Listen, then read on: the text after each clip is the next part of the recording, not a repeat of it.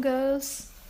This is Farzana Hassan with the next poem, that is When I'm Dead My Dearest.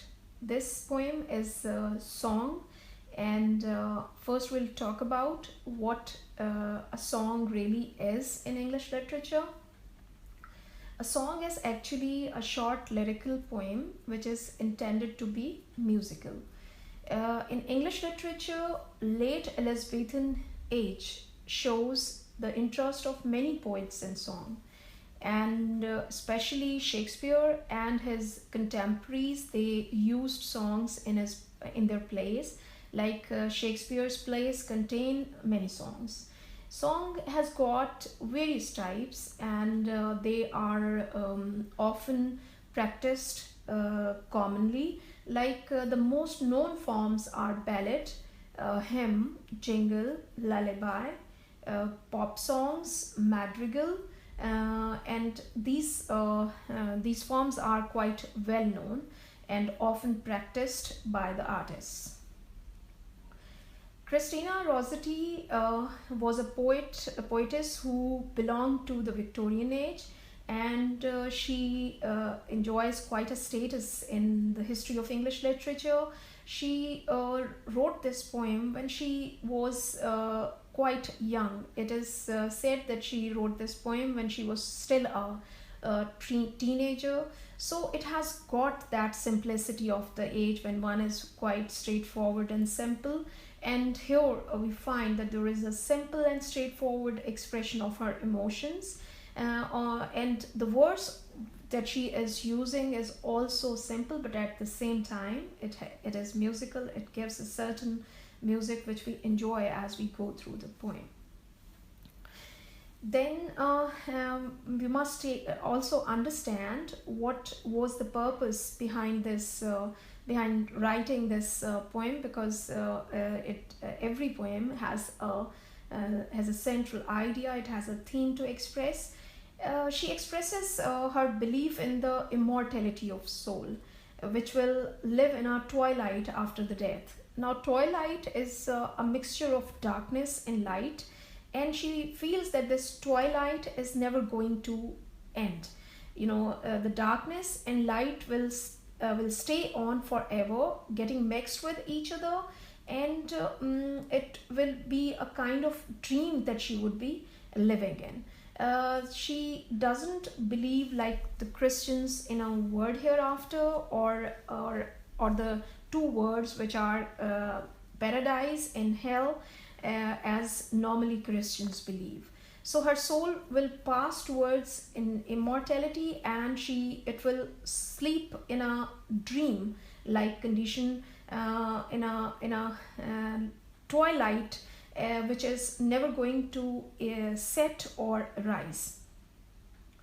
The song, though written on the occasion of death, hasn't got a sad tone. It is not meant to be melancholic. It doesn't give us a sad feeling. Rather, it helps us to transport from this life to the permanent one with ease and with comfort.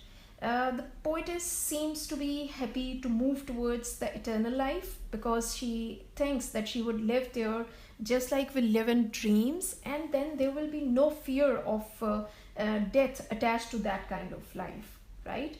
So it is something that is welcomed by her, and the same feeling is continuously found in the poem.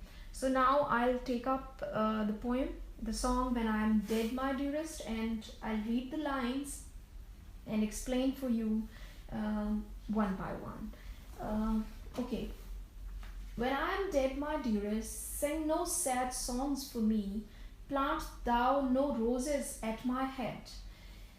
The poetess maintains it to her lover and also her beloved, or her dear relations, that they or he must not lament over her death. He or they must not cry and shed tears for her. She doesn't want the mourning songs to be sung on the occasion of her burial. Normally, people want that or they expect that their dearest ones or their friends or their companions would be really hurt on the occasion of their death, and they would be grieved at that occasion, and they would be crying. But she doesn't want this kind of emotional scene. She wants a pleasant feeling all around her. So in the next line, she says, "Nor shady cypress tree be the green grass above me, with showers and dewdrops wet, and if thou wilt remember, and if thou wilt forget." Right. Now she doesn't want the usual funeral traditions. She doesn't desire that her grave is decorated and it is sprinkled over with roses. Neither roses or nor the leaves of big shady cypress tree be spread over her tombstone. Cypress is a big shady tree, and the Urdu word for cypress is sonobar ka darakht hai ye, right? It has green leaves, and normally people sprinkle its leaves. They spread its leaves over the graves of the dead ones, their dear ones also. She doesn't want any kind of such decoration or any kind of this effort made by her beloved or her dear relations. The next lines, and she doesn't live in the fear of being remembered or being forgotten. This doesn't matter at all for her. It seems as if she is indifferent to this fact that she doesn't want to judge the love of her dear ones or or the fact that they don't love her through this concept that either they would remember her or they would forget her. She seems to be totally indifferent to this fact. So it's up to the people, whatever way they like. They either remember her or forget her. They would not be even thinking of her. This doesn't bother her. So these facts, whether she would be remembered or she would be forgotten, is a thing that never bothers her. Now the next lines. "I shall not see the shadows, I shall not feel the rain, I shall not hear the nightingale sing on as if in pain." She seems to be happy with the fact that she would be away from the griefs of this world, like the sad song of Nightingale that might have touched her while living on this earth. The sad song will exist no more for her, and similarly she will not see the trees and their shadows, or she will not see the rain that she had enjoyed and she had lived with on earth. So all the things which were connected with this life, either they were joys or they were griefs or some realization of loss that she had throughout her life, would exist no more after her death. So it is going to be a really peaceful state of mind that she would get through her death. She will have a life which will be which will be happy, which will not be affected any kind of tragedy or any kind of happening that used to touch her when she was living on this earth and when she was alive. So that is why even the song of the nightingale, which sometimes appeared to her sad and tragic, would exist no more for her. And dreaming through the twilight that doth not rise nor set. Now her soul, she is away from this world. She is buried in the grave, and her body is obviously no more, right?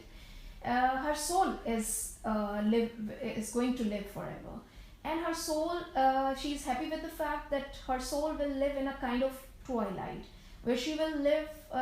She will have both a bit of light and a bit of darkness, and there will be no fear of setting in or rising on of this twilight. It will be permanent, it will be a dreamy condition, and this dream will have no end. So this, she is happy with this kind of constant life which is not going to be cut short or not going to be changed by any factor at all. Now the last two lines which are really important. Happily I may remember and happily may forget. The last two lines have great significance. She doesn't want her death to cause any kind of grief or sense of loss. She wants to remain in the memories with happiness, and if she is forgotten, that again be done happily. Happily is used here as a pun. That is actually a literary term used about a word which is used for totally different meanings. Being forgotten and being remembered happily apply to two totally opposite situation, and this word depicts happiness for a song that the poetess seems to have written on her death. Again, these two facts are exactly opposite to each other. You know, death and happiness are normally taken as two different concepts. Happiness is never attached with death. Death makes us sad, even if it is most expected, but it makes us sad. But I think here this is actually the power of the poets, that poets and poetesses, that they impress you with their feelings, and their minds are so sensitive about certain facts of life that they go beyond the normal thinking and go beyond the average thinking, and they have the power to portray a thing in a totally different light. So here, through this song, Christina Rossetti has been 100% successful to paint death in a totally different way. Here we feel that after death, normally we are afraid of death, we are afraid of grave, and we are afraid of the life hereafter. But she is giving us the message of peace, the message of harmony, the message of and especially two lines: be the green grass above me with showers and dewdrops wet. It seems as if she is going to connect herself with nature. She will be the part of nature. She would live in as a part of nature, as the green grass over her grave that is grown wildly over there. It's not grown by any human beings or any dear relation. Rather, it grows itself over there, and the rain that will fall on the grass and the dewdrops which will make the grass wet will be enough to make her happy. So she has presented death in totally different light, and it is the poem is convincing. You know, when we go through the poem with this sense of satisfaction, we also feel that death is not something to be afraid of. We feel that it is a peaceful transformation, like from this life, which is obviously it is not eternal. It is not constant. It has always there the fear of death. So after death, we actually get rid of this kind of fear. We expect no more death, and we expect that the soul that has to live, it will go on forever. It will never see the sad reality of death again. So this was it. Your poem is done, and what I found through your discussion on WhatsApp group, that you people are very much worried about the critical appreciation. I must tell you that critical appreciation is not difficult at all, and I suggest you that you can take help of the book that I have suggested you.